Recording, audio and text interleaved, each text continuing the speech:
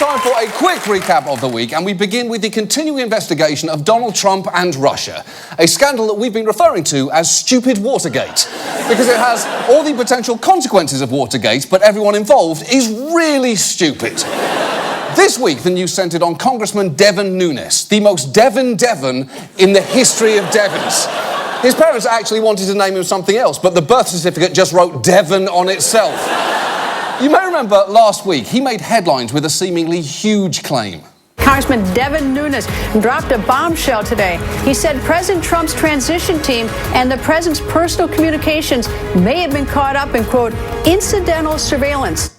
Now, that initially sounded like it could back up Trump's claims that President Obama wiretapped him, but it quickly unravelled. As Nunes conceded, the surveillance was routine, appeared to be completely legal, occurred after the election, and may not have even targeted Trump or his transition team, but rather foreign individuals discussing the transition. And yet, despite that, Trump claimed the evidence had left him feeling somewhat vindicated, which is not really surprising. Trump feels vindicated by dubious sources all the time. We don't need to invest in clean energy, it says right here on the cup that America runs on Dunkin'. But there were many questions this week surrounding Nunes, a man who looks like the guy every 13-year-old wishes her mom would stop dating.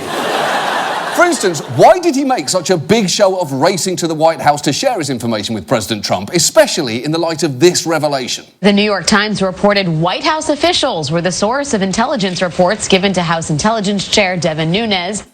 Okay, so to recap, Devin took what appears to be an unnecessary trip to tell what appears to be unimportant news to what may have been the source of the news itself. So what Nunes brought to light has turned out to be a bunch of smoke and mirrors, as convoluted as it is pointless. Truly, it is the now you see me of revelations. But wait, because Stupid Watergate found a way to get even stupider. Because the surveillance Nunes was studying concerned the Trump transition team, of which one member was, yeah, you guessed it, Devin fucking Nunes.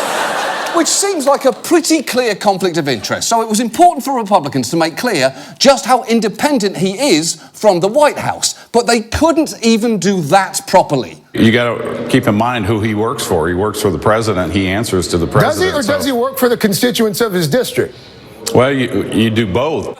No, you absolutely do not. You do one of them and explicitly not the other. That's literally the whole point of Congress. And that is why this story is Stupid Watergate. It could very well take down the government, but nobody involved understands why, or how to cover it up, or what the government fucking is, or possibly how to breathe without getting regular reminders.